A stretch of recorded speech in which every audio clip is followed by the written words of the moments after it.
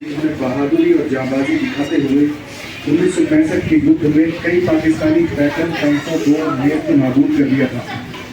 वीर अब्दुल हमीद का जन्म 1 जुलाई 1933 को यूपी के गाजीपुर जिले के धामपुर के साधारण परिवार में हुआ था, लेकिन उन्होंने देश के लिए मैदान जंग में साहस और सूझबूझ का इस्तेमाल करते हुए जो बलिदान दिया, उससे आने वाली पीढ़ियों के लिए एक असाधारण मिसाल कायम हुई है।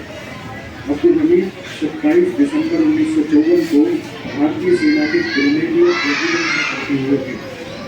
बाद में उनकी तैनाती रेजिमेंट के 4 ग्रेनेडियर बटालियन में हुई, जहां उन्होंने अपनी आखिरी सांस तक भारतीय सेना को सेवा दी। 1962 के भारत चीन युद्ध में भी वीर अब्दुल हमीद ने अपनी बहादुरी का परिचय दिया था। इसके लिए उन्हें सैन्य सेवा मेडल, समर सेवा मेडल और रक्षा मेडल से सम्मानित किया गया था। कहते हैं, जब भारत पाकिस्तान के बीच 1965 का युद्ध शुरू होने के आसार बन रहे थे, तो अब्दुल हमीद अपने घर गए हुए थे। रेडियो पर सेना की ओर से छुट्टी के बीच वापस ड्यूटी पर आने का आदेश मिला, तो जंग के मैदान में जाने के लिए वो बेचैन हो गए थे। तब उनकी पत्नी ने उन्हें काफी रोकने की कोशिश की थी, लेकिन वो नहीं रुके। अपनी पत्नी से हमीद ने मुस्कुराते हुए कहा था, देश के लिए उन्हें जाना ही होगा। भारत में अस्थिरता पैदा करने और विद्रोह भड़काने की योजना ऑपरेशन जिब्राल्टर के तहत पाकिस्तानी सेना ने जम्मू कश्मीर में भारतीय सीमा के पास लगातार घुसपैठ शुरू कर दी थी।